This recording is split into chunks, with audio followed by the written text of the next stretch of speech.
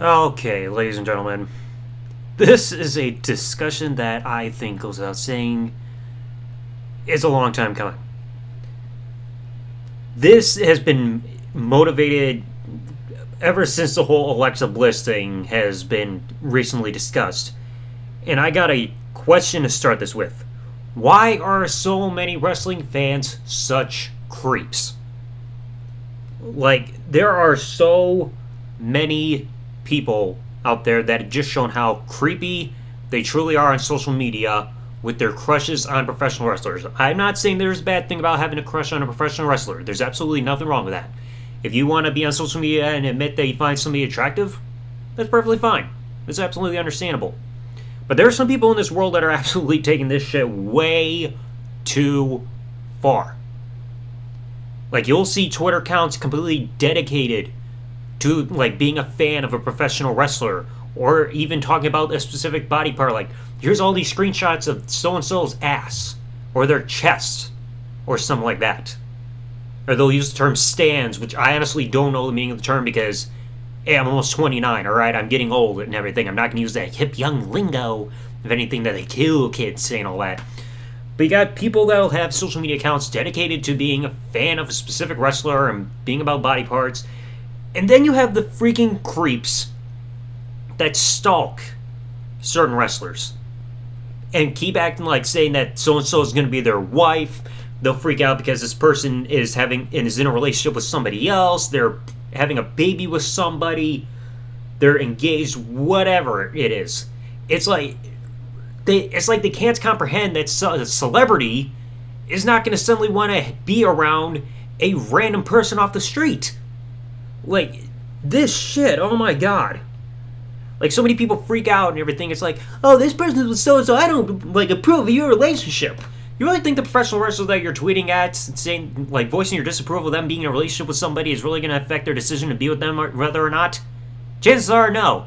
They're going to read your tweet or not read your tweet, and no matter what, they're not going to care if you disapprove of their relationship, because they're an adult, and they can be with whoever they want to be with. Like, so many people just can't comprehend that with wrestlers they have a crush on, because as soon as they find something about them, they freak out. I remember I saw somebody who on Twitter actually posted about Jon Moxley, the former Dean Ambrose, like freaking out that I think he's like with Renee Young. He's like, oh, I know I'll never be with him. And as soon as I saw that, I said to myself, what made you think that you were ever going to have a chance to be with him in the first place? So many people freaking looking up to these wrestlers and idolizing them so badly that they want to literally be with them and freaking make tweets about that. Like I just said a bit ago, what makes you think that a celebrity / professional wrestler, athlete, whatever title you want to give them, is going to suddenly have the urge one day to go hook up with some random person off the street? Do you really think Jon Moxley is going to leave his wife Renee Young, who's currently pregnant with their firstborn child at the time of this recording, and is going to want to just suddenly sleep with some random woman off the street? Just because they're a fan? No! Same thing with females. You think Alexa Bliss or Sasha Banks or whoever is going to want to sleep with some random fan that they meet at a freaking airport that stalked them and everything waiting for a picture? No! Let's face it, some wrestling fans don't know boundaries of what is and is not acceptable behavior in all this. In two instances, easily prove it. Number one, the Sonya Deville issue. We remember this freaking creep who was constantly posting on Twitter and tweeting at her saying that she's not replying to him and everything, and eventually he's going to come find her. When if this guy did research about anything involving her, he would realize, oh wait, she's not interested in anything because she's not sexually attracted to men. Duh. And then he freaking goes and attempts to kidnap her because he has like supplies and everything and track down where she lives so he gets arrested. That is way too freaking far. Stalking somebody and attempting to kidnap them just because they're not replying to your tweets and you have a crush on them, that's psychological issues right there off the bat. If you are in that state where you feel like you need to freaking kidnap a wrestler just because they're not replying to your tweets and you have such a big crush on them that you do that, sir, you need to get freaking locked into the freaking mental hospital. Get tied up in a straitjacket like Mrs. Puff on SpongeBob and get thrown in that yellow padded room in solitary confinement for a while. Because you need to be alone with your thoughts, which probably aren't that many thoughts to begin with, because the only thing you're thinking of is the freaking professional wrestler that you want to be with, that you absolutely had no chance of being with in the first place. And then we move on to the other issue that even inspired this video.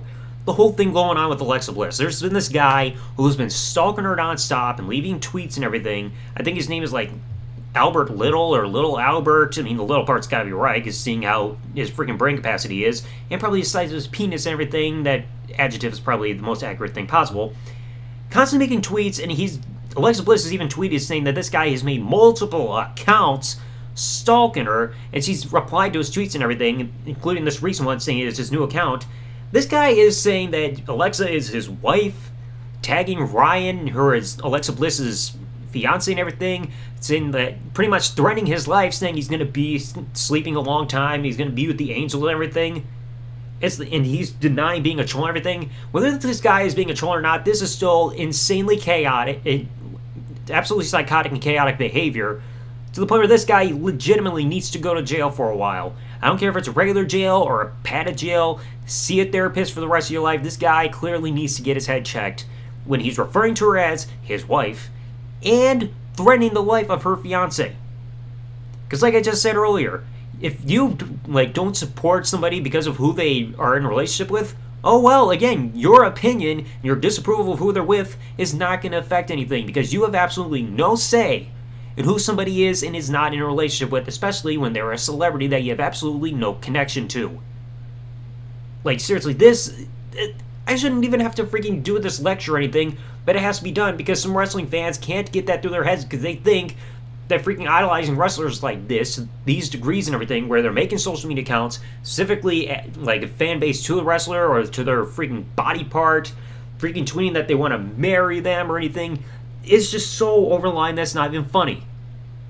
It's perfectly fine if you want to make this saying that, hey, you find them attractive or anything, or all that stuff, and like compliment them. That's fine, but there are certain borders that you shouldn't cross. And stuff like this, from what happened with Sonya Deville and Alexa Bliss that I've mentioned, definitely goes over the line. Like, Jesus. Like, I get that people are lonely and everything. I know that probably better than anybody. But even I know that there's a difference between what is and is not acceptable when it comes to having a crush or idolizing somebody that's famous. If you want to, like I said, if you want to go on and say, hey, this person's attractive, I would love to meet him one day, like having a fantasy of just meeting them one day so you can check it off your bucket list of things to do, that's fine.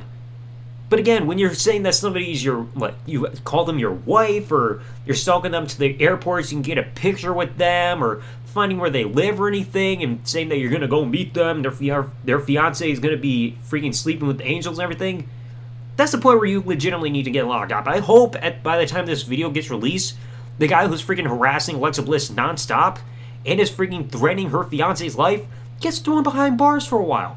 Because I don't get what makes this guy think that constantly tweeting shit like this is at all acceptable.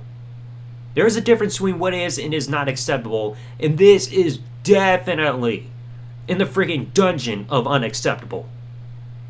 So please, people, if you're these kind of people that idolize wrestlers like this, where you think doing this kind of behavior on social media is normal, please go see a doctor or a therapist of any kind and talk this out in order to get things straightened out, because this is not acceptable on anybody with a normal functioning brain capacity. So anyway, that's going to conclude it. I guess this is a spontaneous episode of Wrestling vs. World Podcast. Let me know what you guys thought in the comment section below. If you guys support the channel or the video, leave a like, subscribe, turn on that bell, all that stuff. Like I said, just let me know what you guys think in the comment section below, because something's got to be done with these people, because this is just absolutely barbaric. So thanks for watching or listening, everybody. Like, comment, subscribe. Peace out, everybody.